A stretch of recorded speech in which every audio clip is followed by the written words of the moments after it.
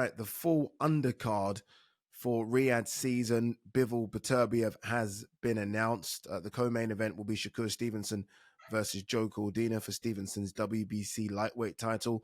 We're going to go through all these individually, but Eubank Jr. is on the card. Wardley versus Frazer, Clarke, Opetaia, Whittaker. The first female fight on Riyad's season, Skye Nicolson versus Chapman. Gareth, scores on the doors. Out of 10, what do you think this is? It's an 8.5. Yeah, I said the same thing. I said 8, actually. I think it's an 8, yeah. Agreed. What makes it so good? Because 8.5 is a big score. What makes it so good?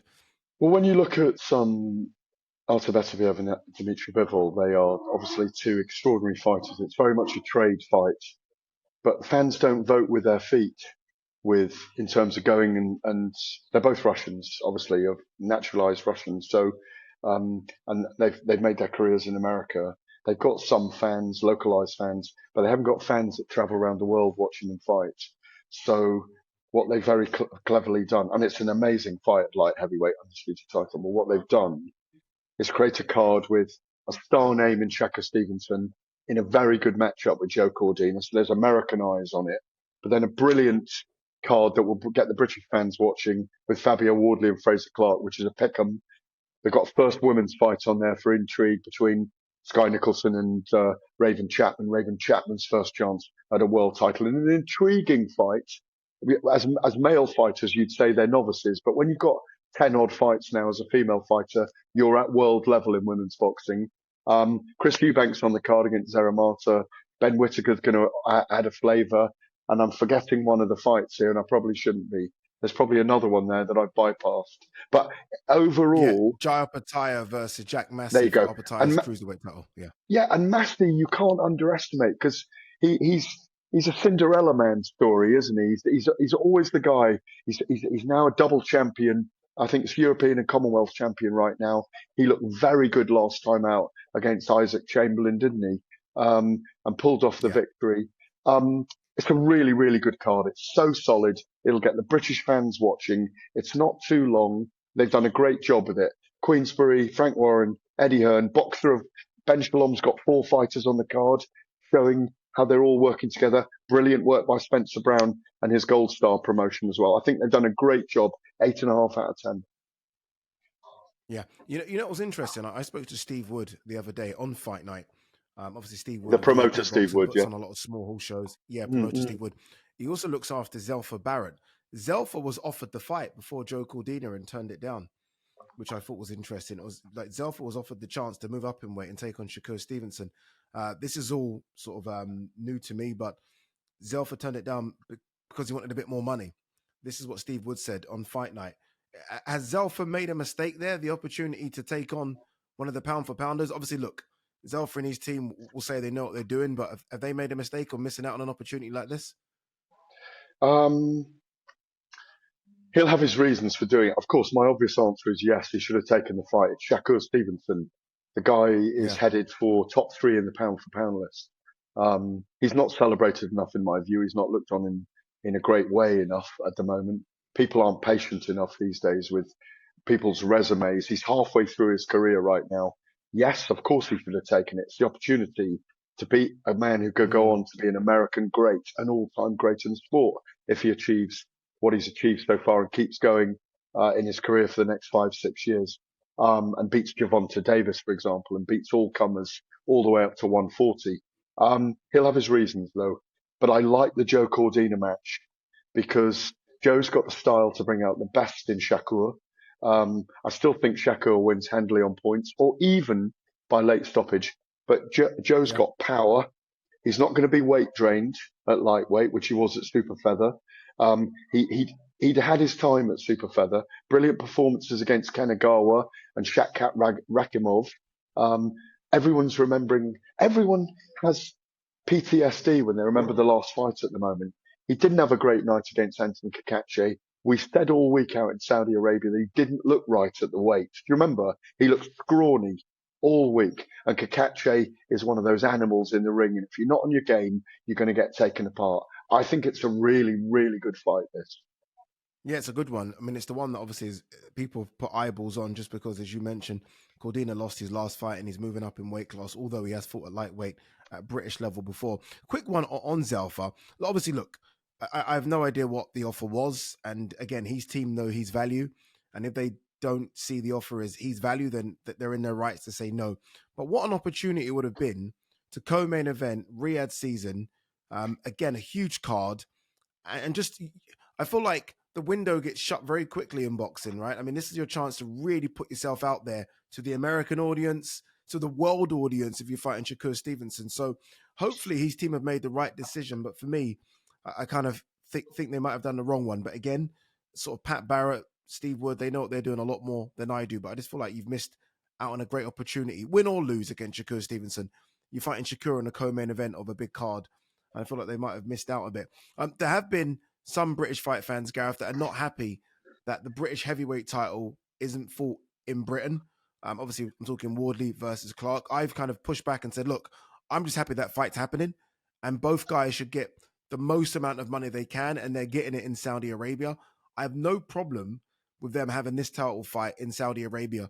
I'm just happy the fight is going ahead because I know there was a lot of talk about it not happening. So that's kind of my take on that one. What's yours? Well, it was originally scheduled, I think, to happen on September the 21st at Wembley, on the undercard of Anthony Joshua and Daniel Dubois. That was definitely being talked about behind the scenes, but obviously it wasn't plausible to make it happen. Since then, Fabio Wardley has signed with Frank Warren, which is interesting. It's a good move by him, and I'm delighted for him, and he's very happy about it.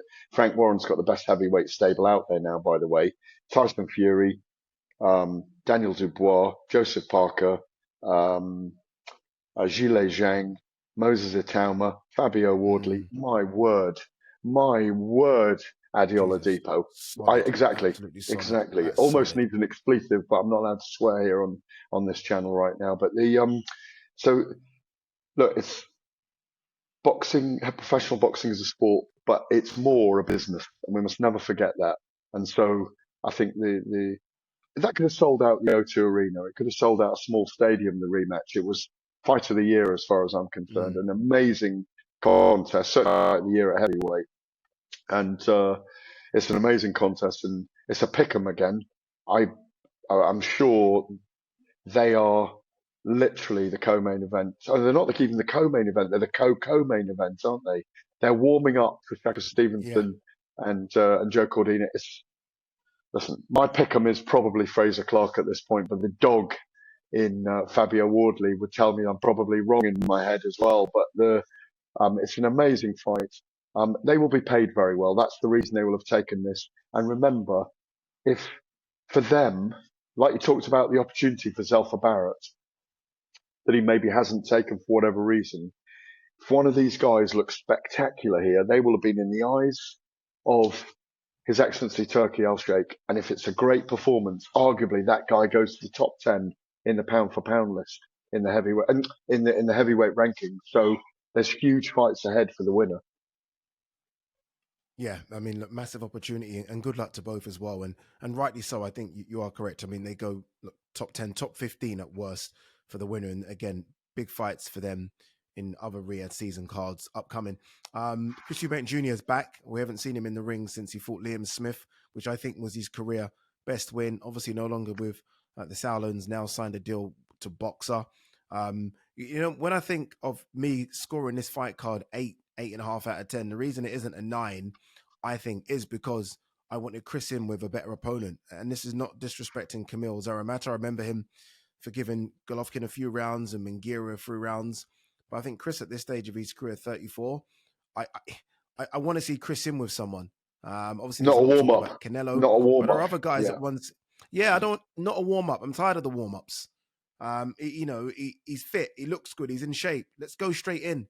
Why are we warming up for? And if you are going to warm up, come on, let's find a better opponent than Kamil Zaramata. So that's probably the reason that I've not given this a higher mark.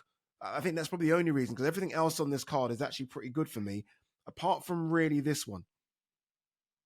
Yeah, I agree with you. I mean, look, since those 2 defeats, 7-round defeat to Gennady Golovkin, that feels a long time ago now, 4 years ago, and the 6-round retirement against Jaime Munguia, he's gone 4 wins and 2 draws. and he's not really up in the world rankings. Chris Eubank's a big favourite in this fight. There were whispers about him fighting Canelo next. We know that he turned down Hamza Shiraz at Wembley on September the 21st, which is a fight I can understand why he bypassed. There wasn't a lot in it for him. It was very much a fight that was there for Hamza Shiraz to build his name on. Perfect fight for Hamza Shiraz. But I expect after this, there can be no denying, and he's got to go out and look impressive. There can be no denying that he needs a big fight. And I still think he may end up fighting a style Canelo Alvarez. I think he's a great opponent for Terence Crawford. I could see Chris Eubank Jr. and Terence Crawford at some point. And I can see Chris Eubank Jr. against Hamza Shiraz at the right time. Those are the three fights that I could see Chris Eubank biting your hand off for. But he's traditionally a very difficult guy to negotiate with. And I'm a big fan of Chris, and he knows it. We've always been good friends, but he's always traditionally difficult to get him to sign because he wants the right deal. And he's a great poker player, as we know, and he's very good at doing that. Yeah, he almost brings his poker face to the negotiating table. But hopefully we do get him in with someone big next because, again, the talent's there. He looked really good, as I said, under Bomac against Liam Smith. And I almost feel like we should be seeing big fights now. There are no excuses anymore. Quick one before we wrap on this section. Skye Nicolson, Raven Chapman. Obviously, Skye defending her WBC featherweight title. She wanted Amanda Serrano. She's not going to get Amanda Serrano. She needs to become a big name herself now, and let her be the gold for other fighters, if that makes sense.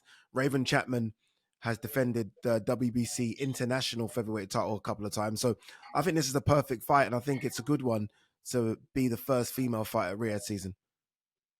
Yeah, and it's almost nailed down that it's going to be a decision in this. I mean, Raven's 11, both undefeated. Raven 9-0 with 2 knockouts. Skye 11-0 with 1 knockout for the WBC World Featherweight title.